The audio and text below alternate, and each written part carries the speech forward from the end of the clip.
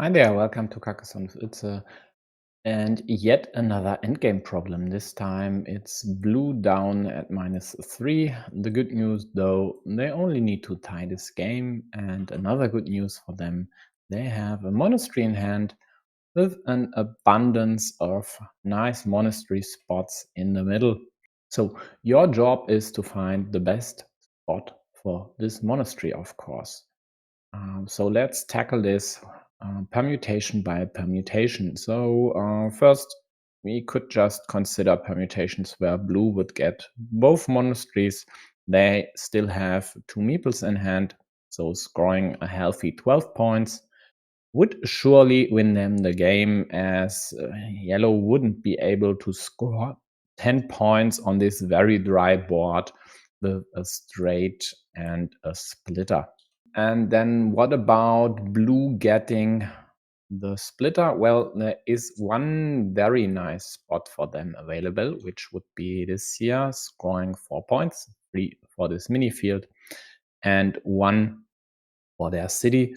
There's one downside though. If yellow were to get the monastery after blue's splitter move, they'd just connect this field to their own, where there are already two farmers present, and would render blue's farmer over here useless, scoring 0 points, and then blue would be at 6 points versus yellow's 5 for the monastery plus another one for the straight over here, for example. So yellow would win that case if blue were to play this here before yellow. If yellow gets the monastery before blue gets the splitter, they at most could score something like 6 points in the middle versus blue's monastery, for example, or over here, scoring 5 points there and blue getting 5 points as well. So only being able to equalize blue's monastery and, of course, scoring 1 point for the road on the right side.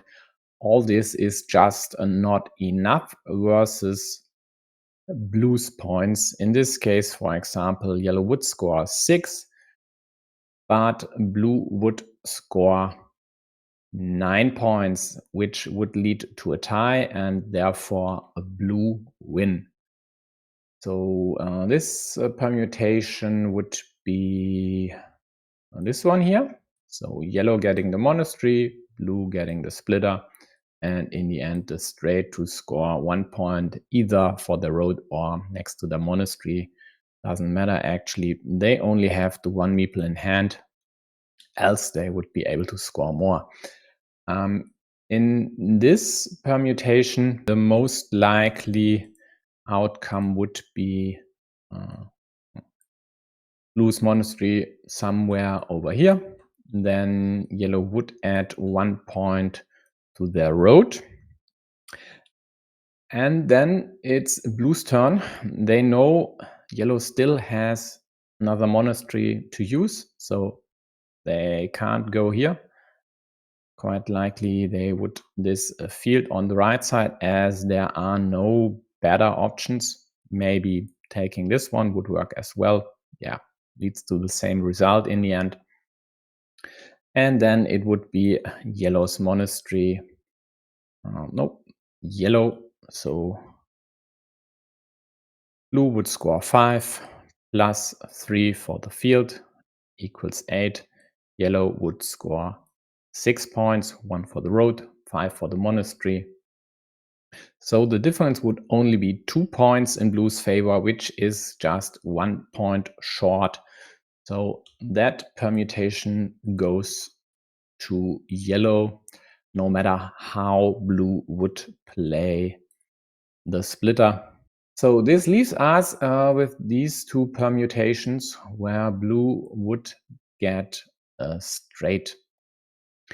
And now, which position should we use when we know we might get a straight in the end? Where could we maximize the monastery's potential? Well, there are these 5 point spots over here or over here. but adding a straight next to them really doesn't bring us any greater benefit. So at first sight, it looks like the best option would be just to claim monastery and road for 8 points.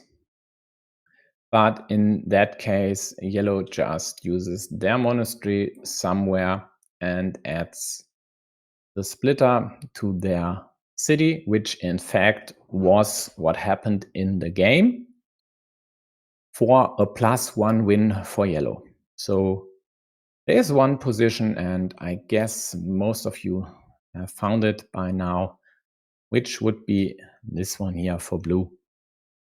So if yellow were to add the splitter there, they'd add 1 point to their score and 1 point to blue's scores. And the other benefit is blue could use the road. And in this case, let's consider, I don't know, yellow taking a monastery spot somewhere, maybe over here. Actually doesn't really matter. Yellow would score the 6 points over here. Blue would score 6 points for the monastery, plus 3 points for the road, tie the game, and win this one. That's it for now. Hope to see you on another video. Thanks for tuning in. Bye bye.